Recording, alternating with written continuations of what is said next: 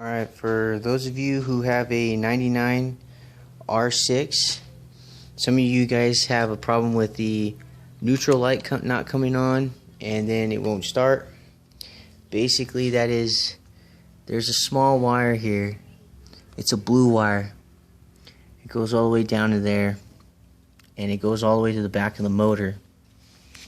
And it touches down to right there, that little nut right there. I don't know if you guys can see it, but it's right there. It's got a small little screw in it.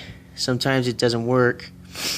I tried putting the screw on there and it didn't work, so I just took the whatever that is, a bolt out of the motor, and then gave it enough room so I can slip it in there.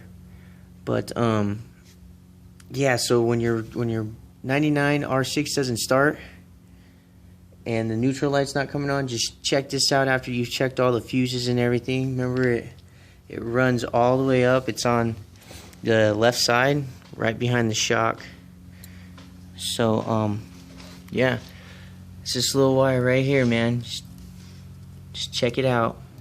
This is what causes your bike not to start if the neutral light doesn't come on. And yeah, because it's not indicating that it won't come on. So, but it comes on now. See, obviously, it's green, neutral, and well, I'm not gonna try and turn it over because there's no gas tank on it, but that's usually how it works, man. So remember, just this small wire, just follow it. It's a light blue wire, you know. It's real quick to disconnect. Runs to the harness right here. You know, that would be the problem.